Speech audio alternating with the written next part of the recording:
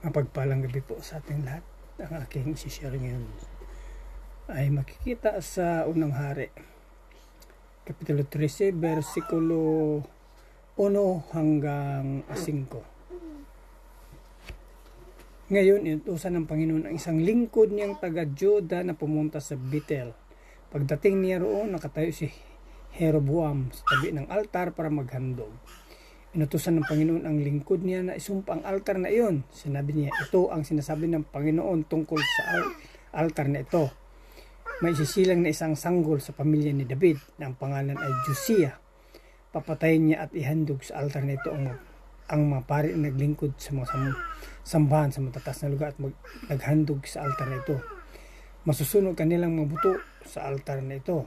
Sa mismong araw na ito, nagbigay ang lingkod ng Diyos ng palatandaan na mangyayari ang kanyang sinabi. Sinabi niya, ito ang palatandaan na sinabi ng Panginoon, matitibag ang altar na ito at ang alikabok ito ay kakalat. Nang marinig ito ni Haring Jeroboam, itinuro niya ang lingkod ng Diyos at sinabi, hulihin ninyo siya, pero bigla lang nanigas ang kamay ng hari, kaya hindi na niya maibaba ang kanyang kamay. Pagkatapos natibag ang altar at ang alikabok nito ay kumalat ayon sa palatandang sinabi ng lingkod ng Diyos na ipinahayag sa kanya ng Panginoon. Yan lang po. Maraming salamat. Purihin ang Panginoon. God bless. Isang magandang gabi po sa ating lahat. Ang aking pong iahayag ngayong gabi ay mababasa sa unang mga hari, chapter 13, verses 6 to 10. Nakiusap ang hari sa lingkod ng Diyos, ipanalangin mo ako sa Diyos mong si Yahweh at hilingin mong magbalik sa dati ang aking kamay. Nanalangin nga ang lingkod ng Diyos kay Yahweh at gumaling ang kamay ng hari. Inanyayahan ng hari ang lingkod ng Diyos na sumama sa kanya at kumain sa kanyang bahay at pinangakuan pang bibigyan ng gantimpala. Ngunit tumanggi ang lingkod ng Diyos, kahit pa po'y ibigay ninyo sa akin ang kalahati ng inyong kayamanan, hindi ako sasama sa inyo, hindi rin ako kakain ng anuman dito.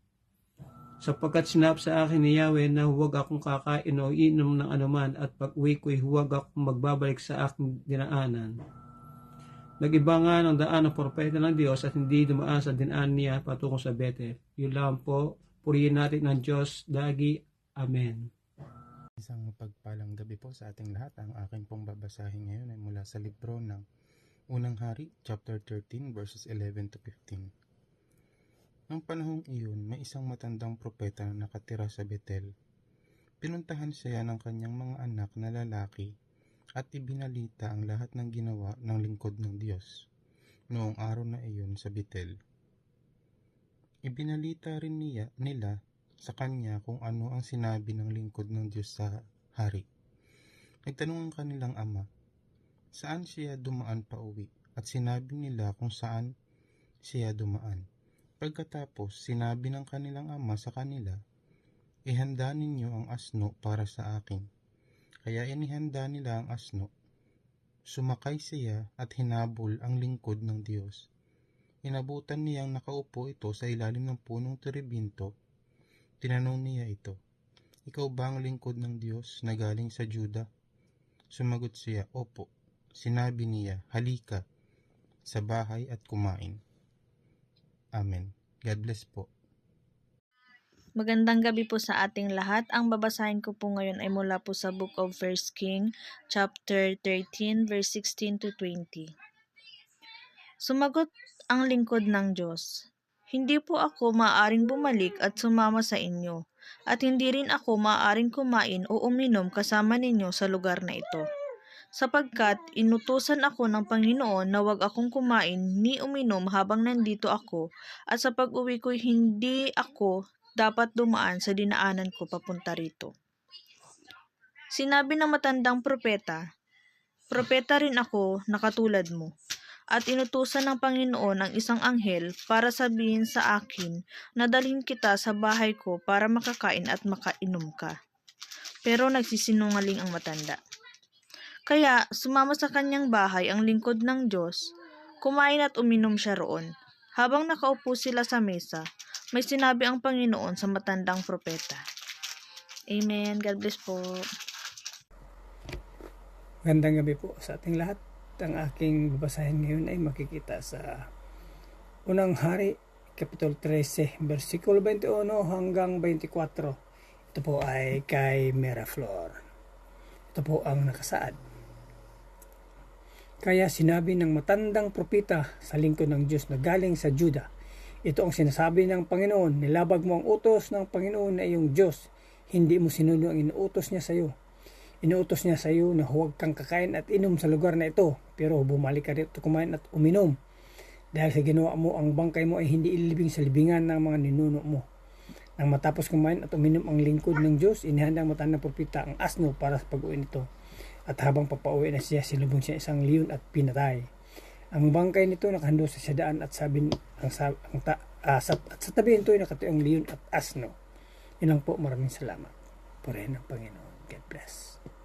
Hello po, ang aking Bible verse for today is from 1 Kings chapter 13, 25 to 29. May mga taong napadaan doon at nakita nila ang bangkay sa tabi ng daan at ang leyong nakabantay. Ibinalita nila sa bayan ang kanilang nakita at nakarating ang balita sa matandang propeta. Nang marinig niya ang nangyari ay kanyang sinabi, iyon ang propeta ng Diyos na lumabag sa iniutos sa kanya ng Yahweh. Kaya't pinabayaan siya ni Yahweh na makasalubong at lapain ng leyon. Pagkatapos, inutusan niya ang kanyang mga anak na lalaki na ipaganda siya ng asnong masasakyan. Umalis siya at nadatnan ang bangkay sa tabi ng daan. Nakabantay sa tabi ng bangkay ang asno at ang leyon. Hindi nito kinain ang bangkay at hindi rin nito ginalaw ang asno. Isinakay ng matandang propeta ang bangkay sa kanyang asno at ibinalik sa bayan upang ipagluksa at ilibing. Ang mabuting balita ng ating Panginoon. Makikita natin na yung propeta na inutusan or ipinadala ni Yahweh kay Jeroboam, nung papunta ito doon sa kanyang lugar ni Jeroboam, ito ay iniingatan ng Diyos, 'di ba? Nakita natin na kasama niya ang Diyos na nagpunta doon sa lugar na yon. Kaya walang leon na sumagupa sa kanya or ng lapa, safe siya na nakapunta doon. Dito makikita natin yung protection ng God, sa mga sumusunod.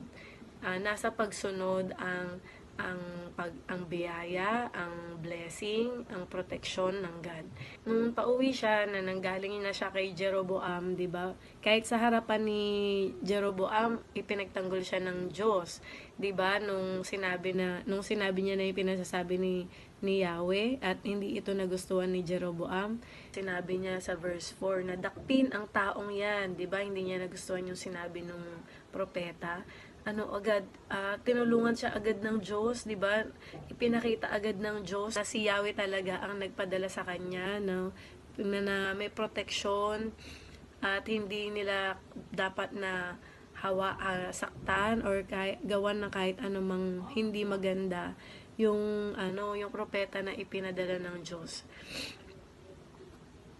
Tapos 'di ba sinabi na ipagdasal mo ko sa Diyos mo na bumalik yung kamay niya. Dininig ng Diyos ang panalangin ng propeta at nagbalik sa dati yung kamay ni Jeroboam, Dito makikita natin na kung ikaw ay sumusunod sa Diyos, sa instruction na ibinigay sa iyo, nandoon ang protection, nandoon ang pagpapala, at kahit na sino ay walang magagawang hindi maganda sa iyo. Ngunit, dahil dito sa matandang propeta, na nilinlang siya, sinundan siya, nilinlang, sinabi na, propeta rin ako, na eto yung pinapasabi ni Yahweh, na sumama ka sa akin at kumain. Diba, bakit agad-agad siyang naniwala? Samantalang, nakakausap niya si Yahweh. Diba, na yun ang instruction sa kanya. Sabi, huwag kang kakain at huwag kang iinom, at pag-uwi mo'y huwag kang babalik sa iyong dinaanan. 'Di ba? Yun ang maingat na bilin ni Yahweh sa kanya. Pero dahil dito sa matandang propeta na to, na nilinlang siya, agad-agad siya na sumama, 'di ba? At nakikain doon. Kaya sa pagsuway niya na yun, sa paglabag sa utos, no, sa na ibinigay sa kanya, ay merong kapahamakan, no. So nung pauwi na siya, ayun na nga na nilapa siya ng leon, no.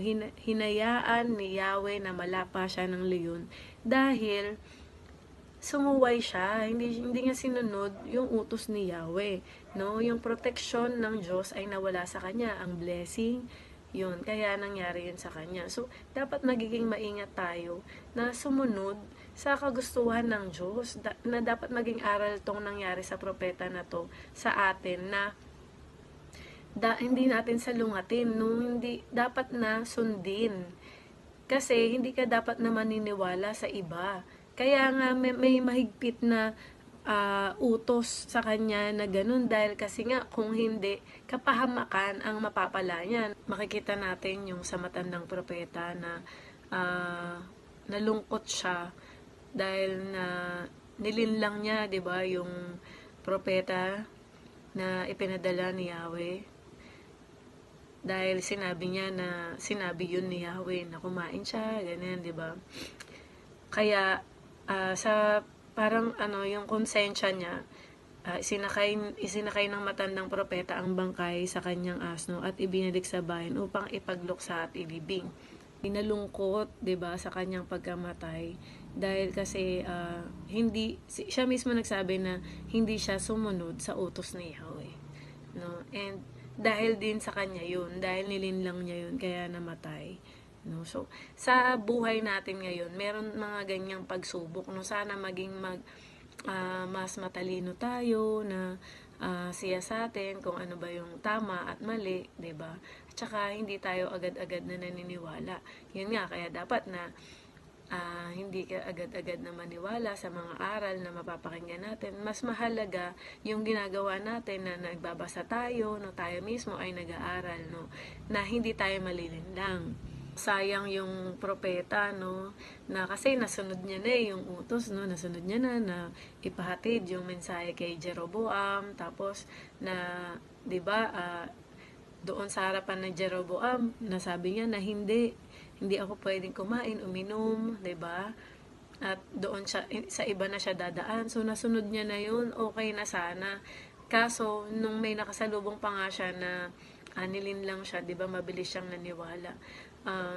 Ano ba ang lesson dito sa ating pinag-aaralan, no? Sabi, this story highlights the importance of obedience to God's word and the potential consequences of disobedience. Natutunan natin na napakahalaga ng pagsunod, no, sa ipinag-uutos sa atin, at ang suway or hindi pagsunod sa utos ay may consequences, na may kaparusahan, no. So yun, na mag-pray tayo palagi na nawa ay bibigyan tayo ng God ng wisdom para hindi tayo malilinlang ng kahit na sino man. Amen po. Yun po. To God be the glory. God bless. So muli po, isang mapagpalang araw muli sa ating lahat, at sa pagkakataon na ibinigay sa atin muli ng Panginoon na tayo makapagbasa muli, no, ng Biblia sa araw na ito. Ito po ay isang favor ng Panginoon na tayo ay patuloy na nakapag-devotion sa bawat araw, patuloy tayo nakapagbasa ng Biblia sa bawat araw. Ito po ay isang malaking tulong, no, sa ating spiritual na buhay. At tayo po ay nasa 1 King chapter 13, no? At ang ating pong babasahin ay mula po sa 30 hanggang 34. So, sabi po dito, sa sariling libingan ng propeta, inilibing ang bangkay ng propeta ng Diyos. Kawawa ka naman, kapatid, pag nagkoy niya. Nang mailibing ang bangkay, sinabi ng propeta sa kanyang mga anak na lalaki, kapag ako'y namatay, dito rin ninyo ako ililibing katabi ng kanyang mga buto. Sapagkat matutupad ang mga sinabi niya sa utos ni Yahweh laban sa altar ng Betel at laban sa lahat ng sagradong burol ng Samaria. Sa kabila ng itong mga pangyayari, hindi tumigil si Jeroboam sa kanyang masamang gawain. Patuloy pa rin siya sa paglalagay ng mga paring hindi mula sa lipi ni Levi. Sino mang may gusto ay ginagawa niyang pari. ng mga sagradong burol. Dahil sa mga kasalanang ito ni Jeroboam, naubos ang kanyang angkan at hindi na muling naghari. No? So, dito makikita po natin, no, na sa kabila ng hindi sumunod, no, yung propeta na galing sa Juda, ay makikita rin po natin na kahit papano, no, hinangad pa rin ng matandang propeta na itabi siya doon sa libingan ng propetang ito. So, ibig sabihin talagang andun pa rin yung pagpapahalaga, no, ng kanyang kapwa kapropeta, at ito ay tinuturing pa rin niya na lingkod pa rin ng Panginoon at galing sa Panginoon. No? Dito naman sa isang banda, no, ay sinasabi dito na si Jeroboam ay hindi tumigil doon sa kanyang masamang gawain. Yung patuloy pa rin siya doon sa paglalagay ng mga paring hindi mula sa lipi na ipinagbabawal po ito ng Panginoon. No?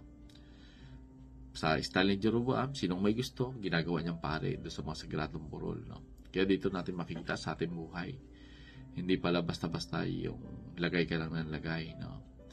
Kumbaga kailangan andun din talaga yung pagsunod, no. Sa panahon kasi nila talagang libita lang yung pwede, no. So dito ginagawa ni Jeroboam kung sino lang yung may gusto, o sino may gusto nagiging pare, no. So dahil do sa kasalanan ni Jeroboam, sabi ng Biblia, naubos ang kanyang angkan at hindi na muli naghari. So sayang yung opportunity na ibinigay sa kanya. Kumbaga sa kanya palang naputol na kagad yung provision ng Panginoon, sapagkat binigyan siya ng pagkakataon pero hindi niya pinahalagahan. So, ito po yung nangyari doon sa kanyang buhay. Hindi na muling naghahari. So, importante po yung pagsunod sa Panginoon at may kakibat ito na blessings at yung mga promises ng Panginoon mangyayari. So, purihin po ang Panginoon sa ating buhay, and God bless everyone.